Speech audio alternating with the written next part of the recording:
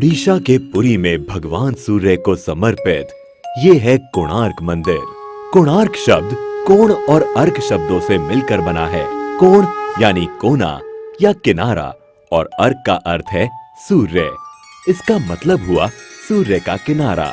ओडिशा राज्य में ये इकलौता ऐसा ऐतिहासिक स्मारक है जिसे 1984 में यूनेस्को वर्ल्ड हेरिटेज साइट में शामिल किया गया। मंदिर के गहरे रंग के लिए इसे काला पगोडा भी कहा जाता है।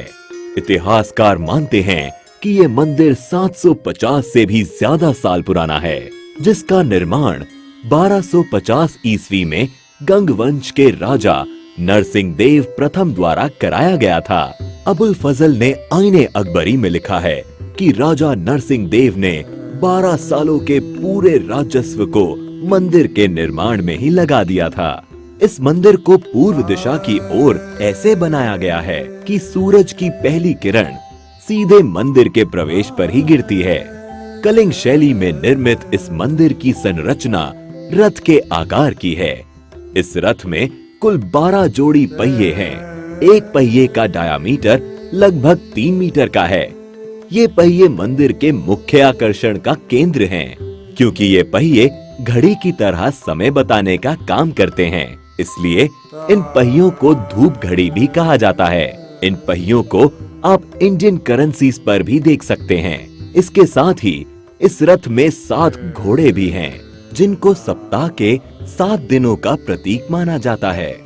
प्रवेश द्वार पर एक और चीज है जो सबका ध्यान आकर्षित करती है, और वो है द्वार के दोनों तरफ बनी ये मूर्तियां।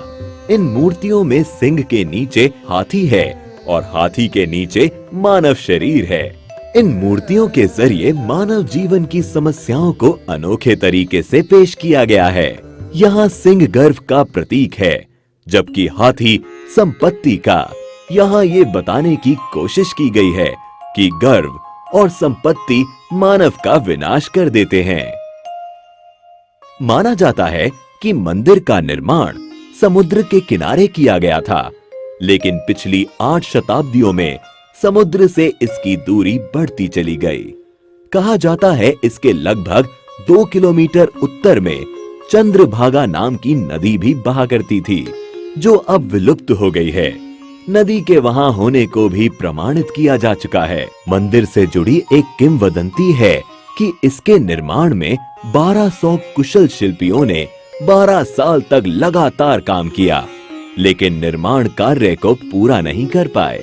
मुख्य आर्किटेक्ट बिसु मोहराना के बेटे धर्मपदा ने मंदिर के निर्माण को पूरा किया, लेकिन मंदिर के पूरा होने पर उसने चंद्रभागा नदी में कूदकर जान दे दी।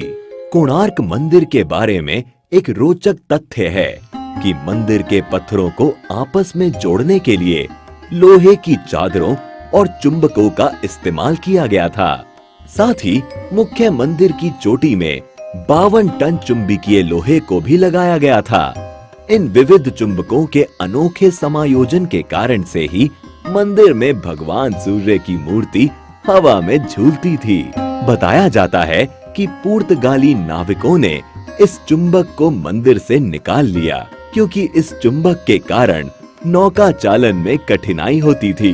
इस मंदिर के बारे में रविंद्रनाथ टैगोर ने कहा था, Here the language of stone surpasses the language of man। यहाँ आने के बाद ये कथन एकदम सही लगता है। इतिहास और जबरदस्त नक्काशी के शौकीन पर्यटकों के अलावा यहाँ उनके लिए भी बहुत कुछ है, जो यात्रा में कुछ खास और रोचक की तलाश करते हैं।